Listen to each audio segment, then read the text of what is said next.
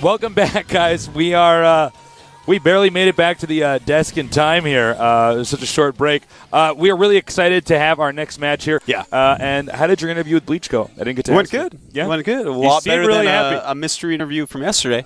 But no, a very nice interview. A very happy guy. Never seen anyone so happy to advance. Yeah, that guy was so happy after he won. Yeah. I was really happy for Bleach. Yeah, I hope I he does actually well. became more happy, man. Yeah, you had a big smile on his face when he got out of the booth, and kept that smile on as I saw him leaving the studio.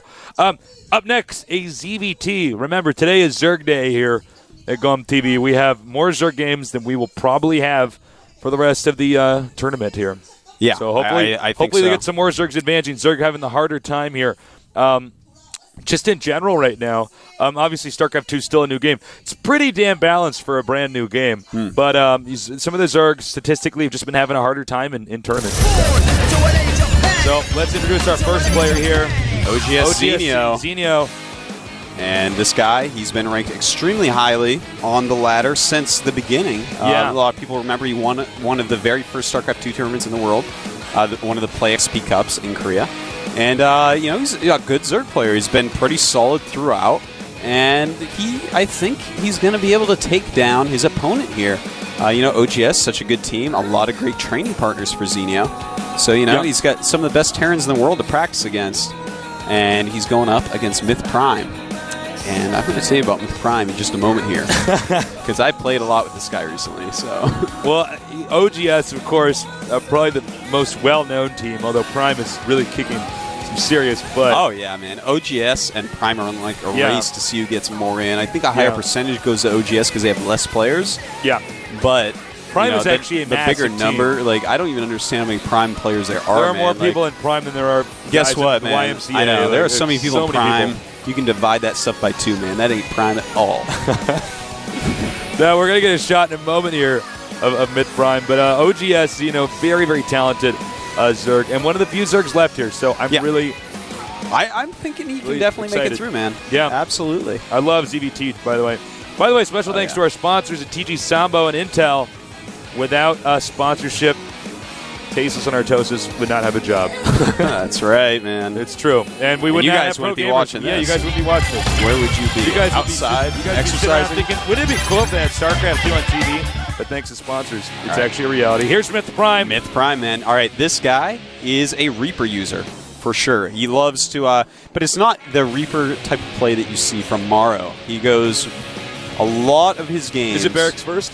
Usually against him? Sometimes. He does sometimes go the Barracks first, and sometimes he goes the normal Reaper. But anyways, a lot of times, very late command center from this guy. So I would not be surprised at all if he goes Reaper into an all-in attack. It's pretty common coming out of him. But sometimes he does do, just the Reaper into expand. But if he doesn't go Reaper, I'm going to eat my microphone because I have never seen this guy not go Reaper against Zerg Tasteless. Really? Yeah. All right, well, hopefully you don't have to do that. I hope not. not. That This microphone does not taste good. Nah, not at all. I'll start using yours. I'll just be leaning right next to you, like talking to yours at the same time. It's gonna be pretty intimate. Yeah. If we have to do that. So hopefully we'll see Reapers from this guy. So he's obviously well known for his Reaper control. OGS Zenio knows a lot about the Prime guys. Yeah, of course. These two guys, because it's not like just OGS guys train with OGS. These guys have actually trained against each other before. So they know each other's reputations and have a lot of respect for each other. It's going to be interesting. Hopefully we get some more Zergs advancing here as that race is slowly going extinct. Yeah. Well, they do look like the dinosaurs, Tasteless. They do. But they also look like cockroaches. It's too bad the roach has been nerfed, man. Those roaches don't live forever. That's true, actually. The roach wasn't nerfed. It does not live forever now. So we're going to get this going after we get the maps thrown up on the screen. I can tell you that the maps which were removed by OGS Zenio is Steps of War and Lost Temple. The maps that were removed by Myth Prime is Blistering Sands and Scrap Station. Now, these both make exact perfect sense if we take a look at this. First off, if he goes for some sort of crazy Reaper play on Scrap Station, no, that doesn't work out. Yeah. Perfect map to remove. Of course, the maps Zenio took out make perfect sense. Lost Temple, you simply lose to a tank drop rush if you get expansion. Lost Temple's dangerous for Zerg. I love playing Zergs sometimes. on Lost Temple from Terran. Yeah, and there's then so much stuff you can do. Steps. Yeah, it's a good one to take out. Terran All-Ins come so fast on that map, you have to be extremely careful. Not the best map for Reapers, but good for Terran All-Ins overall. Well, Steps, you're just so close. It's like watching a boxing match in a phone booth or something. Yeah, I mean, man, you can get to your about opponent's base so quickly and your opponent's expansion so quickly. Here are the maps we will be using. Kulas Ravine, oh my god, we're going to actually have a set with Kulas Ravine and Desert Oasis. If he doesn't open like one base Roach on that map, I'll be so confused. You know, that's actually what I would do here against Smith Prime. One base Roach, like, all right, let's see if I can kill that Depot and get in his base. When you get to cast a best of 3 on Kulas and on Desert Oasis, and you're allowed to eliminate maps, I think you're supposed to make a wish. I think that's like seeing a shooting star. Normally, we never see these maps actually used. So, by the way, our second map, Delta Quadrant, so we will have a 4-player map here. What is your wish, Tasteless? I wish that we get more Zergs doing better. I was here. actually going to say that. You took away my funniness. Oh, really? Did Thanks, I see your joke? You ruined sorry, it all. I pulled the joke right out from under you. So, Kulas Ravine is the first map. Wow. I would not want to be a Zerg player going into this on Kulas because... No. In case you guys are wondering why people don't like Kulas, it's because your expansion and your main it's hard to defend both at once. Yeah, it's got a big area. Just so open. Yeah. Your expansion, there's a cliff above it. I mean, there's so many reasons. There's so many things about that I can't even go over them all. Like, everyone agrees that this is a terrible, terrible map. Back when I was playing random and I got Kulas, I just really hoped I wasn't Zerg because it's my god. I mean, it's if like you're against so Protoss, you cannot flank really also on this map because it's all these narrow hallways and stuff. So you get Storm or Colossus. To be fair though, Zenio's style a lot of times leans towards cheese.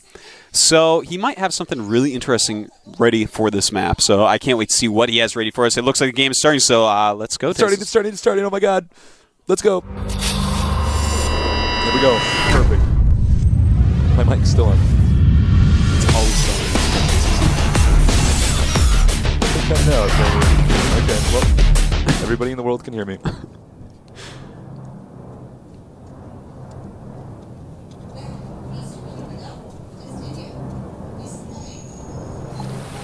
Well, once again, my computer loads last. Let's take a look at our Zerg player up here. A member of Team OGS. Zenio. OGS Zenio. Down here at the bottom. Terran player from the Team Prime. He is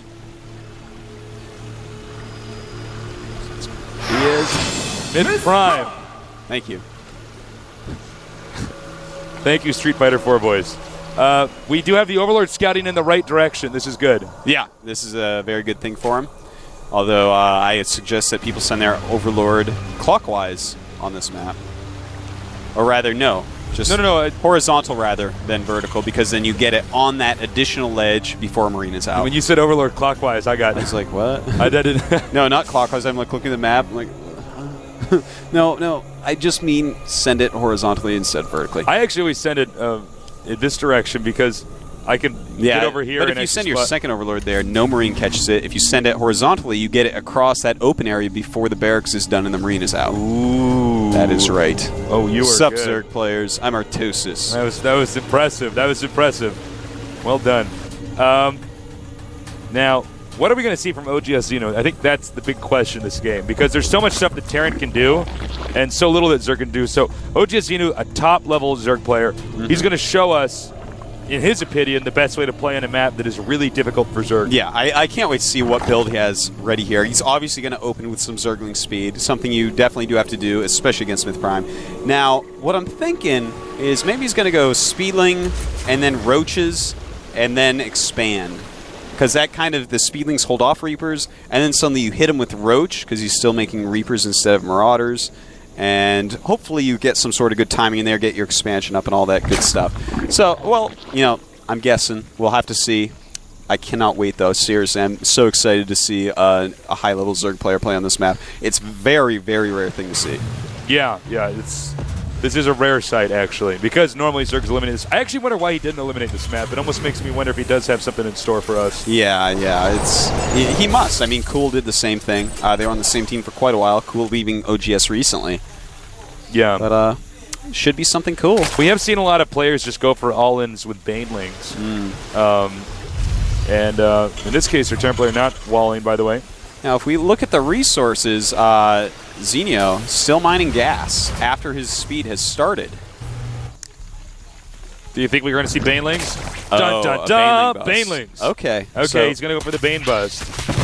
now the SCV sees that Baneling nest. Yeah, he spotted it. If he doesn't cancel that, I got to wonder what he's Ooh, thinking. this is going to be interesting. Well, he's yeah. got to go for it, man. I mean, it's like... The thing is, when you scout a Baneling bust, You can prepare. you can completely prepare for it. If he just makes 2 barracks at his choke, then suddenly there's nothing that can be done. I mean, you can't kill a barracks with Banelings. I don't know if you knew this. I saw Dimaga. I was watching a game with the Apollo, and I saw Dimaga kill a barracks. He actually made enough Banelings Only to blow a Dimaga barracks. is that gross to Yeah, actually kill a barracks with Banelings. Yeah, I think it might be 8 or 10. It's something It's something completely insane outlandish. to blow up a barracks. They do with what, Banelings. they do 80 to buildings or something, and those things have like 1,000 health. It's a ridiculous amount. Now he's walling here. Remember, even if he breaks down the wall with Banelings, that's going to supply block him too. Now, there is something interesting about Zenio's play. Notice that he's going for lair. Yeah. He shows the Baneling nest, and then we don't see a Baneling bust yet. You know what? Maybe he's just going to fake it altogether. His Maybe opponent is playing, really defensive right now. Really working on his building structure, not harassing with Reapers, saving those to kill Banelings. Now he does have the nitro packs on these, so he can definitely avoid getting hit. Now he's almost making it look, unless I'm misreading this, I think he's making it look like he was actually going to Baneling bust, but it was a fake. Yeah, I He believe tricked it the was a Terran, fake. he tricked you and me. I like it. I smart, really do. really smart. That's the type of thing that you can do once. And this is the exact situation. You're in this huge tournament, playing a difficult player on a hard map. You do this strategy that you're going to be able to do one time, and you get your win from it. You're like, That's sup. smart. Yeah, sup. I That's love that. what's up. No, All right. actually, that's really smart.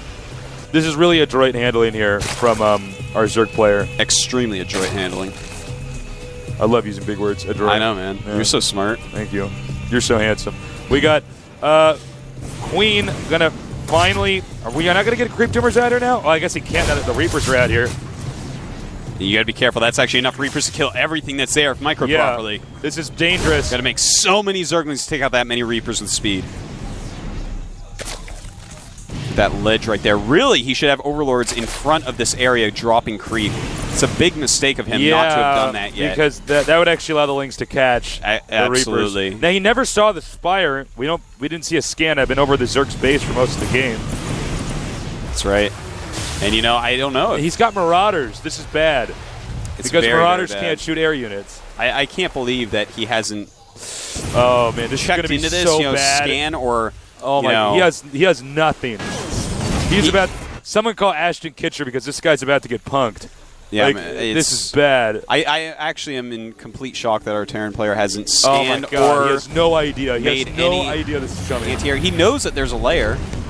He knows that. This is going to be pretty embarrassing. Guess what comes after layer, Myth Prime? He's expanding to the gold. This is pretty smart. Zerg players always go for Get the that gold. as far away as possible. If he finds it, he it's sees dead, it. whatever.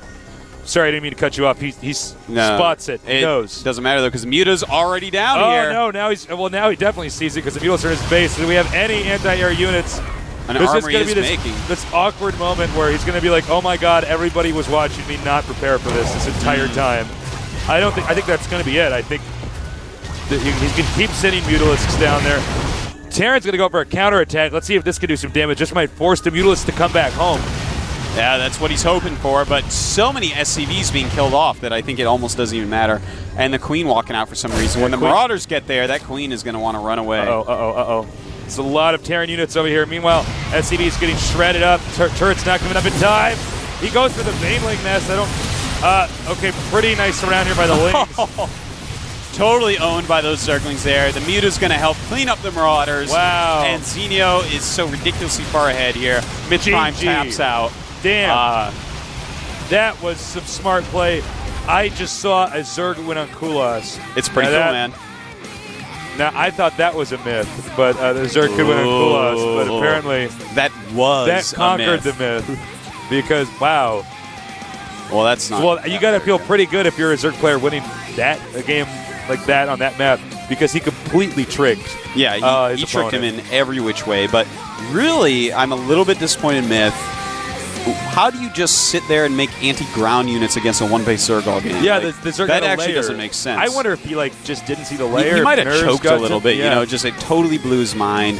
I think normally no one would actually just make Marauders and stuff against one always base. making one base Hydra. Like there's nothing he could be doing. So. Hydras are good as Marauders. Even it's like no, you still use Marines against that. What do you?